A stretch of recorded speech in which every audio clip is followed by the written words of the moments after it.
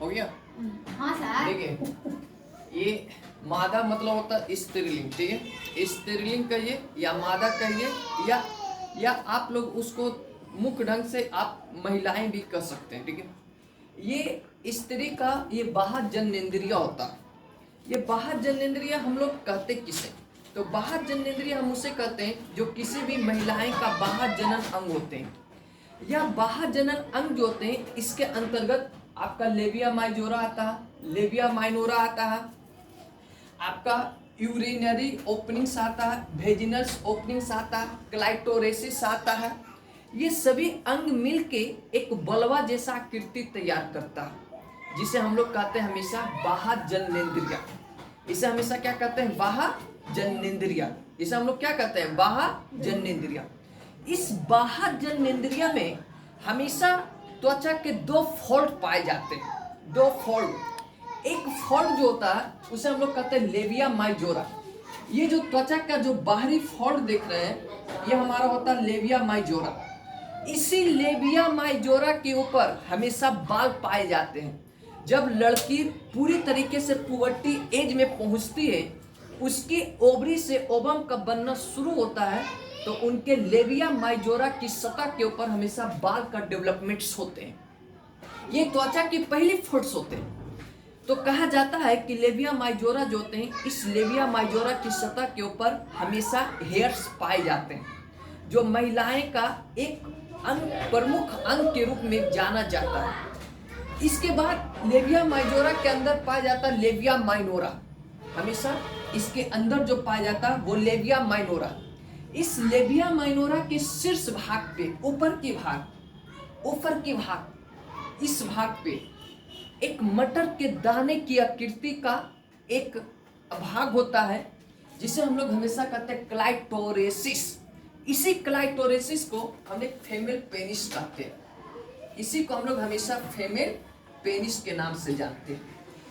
ये क्लाइटोरेसिस जो होते हैं वो हमेशा फीमेल का पेनिस होता है। जब कभी भी किसी भी लड़कियों को सेक्सुअलिटी करने के लिए, जब उसे सेक्स करने के लिए जब उसके शरीर को तैयार करते हैं, तो इसी क्लाइटोरेसिस के ऊपर उसके हाथों से स्पर्श करते हैं। जब अपने हाथ से लड़की या स्त्री के इस क्लाइटोसिस के ऊपर जब स्पर्श किया जाता है, तो उनकी शारीरिक जो क्षमता होते हैं वो हमेशा लैंगिक जनन करने के लिए उत्तेजित हो जाते हैं। तो इसीलिए किसी भी लड़की के साथ लैंगिक जनन अपनाने के लिए सबसे पहले अपने हाथों से ये क्लाइटोरिसिस के ऊपर स्पर्श करना चाहिए, ताकि उनके शरीर जो हो वो हमेशा लैंगिक जनन करने के लिए तैयार हो जाए। इसीलिए इसको हम लोग हमेशा फीमेल पेनिस के नाम से भी जानते हैं, जिसकी आकृति मटर के दाने के जैसे होते हैं। इसके बाद ये जब इसके अंदर घुसेगा तो एक कच्छ दिखाई देगा, एक कच्छ जिसको हम लोग को वेस्टिब्यूली कच्छ कहते हैं। वेस्टिब्यूली कच्छ, जिसे हम लोग कौन सा कच्छ कहते हैं, वेस्टिब्यूली कच्छ। इस वेस्टिब्यूली कच्छ के ऊपर के भाग में हमेशा आपको एक छिद्र नजर आएगा, एक छोटी सी छिद्र नजर आएगा। इसी के द्वारा हमेशा मूत्राशय बाहर आता है। जब जिसको हम लोग शुद्ध भाषा में कहते हैं यूरिनरी ओपनिंग, मतलब मूत्राशय के समय ये हमेशा द्वार ओपन्स होता है, इसको कहते हैं यूरिनरी ओपनिंग। इसी के द्वारा मूत्राशय बाहर आता है। उसके बाद इसके नीचे का जैसे ही आप लुढ़किएगा तो इसको हम लोग हमेशा कहते हैं वेजिनल ओपनिंग्स। जब कोई भी लड़की किसी बच्चे को जन्म नहीं देता है, तब उसका पूरी तरीके से वेजिनल ओपनिंग हमेशा सिकुड़े हुए रहते हैं।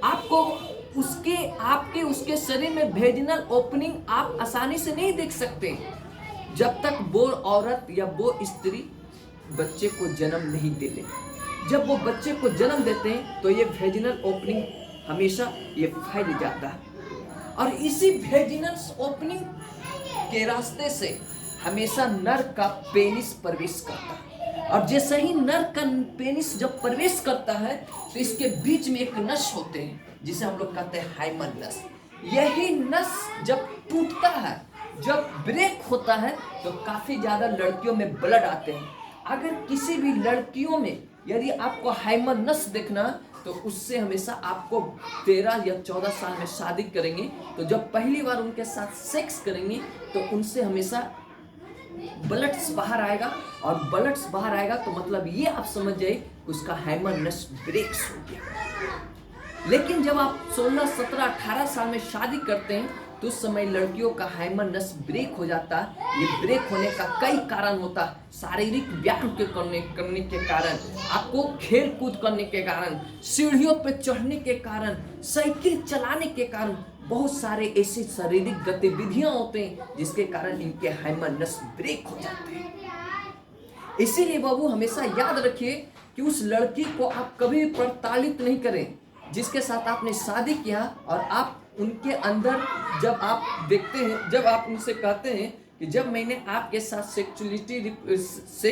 सेक्स किए तो आपसे ब्लड्स बाहर नहीं आया, तो आप ये कभी नहीं समझे कि उसका हाइमन नस पहले से किसी न किसी ने बर्बाद किया। जी नहीं, ये हाइमन नस शारीरिक गतिविधियां के कारण भी टूट सकता है। ये गंदी अफवाह में मत रहें, शारीरिक गतिविधियां के कारण भी लड़कियों का हाइमन नस ब्रेक होते हैं। तो ये जो भाग जो होते हैं ये हमेशा भाग कहलाता है वेजिनल्स ओपनिंग्स कहलाते हैं। इसके बाद इसके नीचे जब आएंगे तो इसको हम लोग कहते हैं अनस, इसको हम लोग कहते हैं गुहा। इसकी एक्यूरेट्स वैल्यू जो होते हैं वो 2.5 सेंटीमीटर से 3 सेंटीमीटर के बीच होते हैं, इनकी चौड़ाई होती है। और लड़के का जो अनस होता है वो लड़के की अपेक्षा ज़्यादा चौड़ा होता है, क्योंकि कभी कभी ऐसे ऐसे कुढ़ंगे इंसान होते हैं जो इस पार्ट्स में लैंगिक जनन को ना अपनाकर इस पार्ट्स में लैंगिक जनन को अपनाते रहते हैं अनस में। तो जब इसमें अनस में जब जैसे ही लैंगिक जनन को अपनाते हैं तो उनका छिद्र हल्का सा चौड़ा हो जाता है। तो इसीलिए लड़की का ये वाला पार्ट्स लड़के की अपेक्षा हमेशा चौड़ा होते हैं। लेकिन ये जो पेनिस जो होते हैं ये लड़कियां के कम लेंथ में होते हैं, लेकिन लड़का का पेनिस जो था वो काफी ज्यादा लंबे होते हैं as a compare to the females. अतः आप ये पूरी तरीके से बाह्य जननेंद्रिय के बारे में समझ लिए। तो इसका अगर आप कहेंगे तो हम अपने YouTube चैनल पे आपका इसका थ्योरी भी डाल देंगे, वहाँ से आप इसका थ्योरी भी लिख सकते हैं। ये 2 या 5 नंबर में आपका बिहार बोर्ड में पूछा जाता है। ठीक है, तो आज आपको हमने बाह्य जननेंद्रिय के बारे में जानकारी दिया।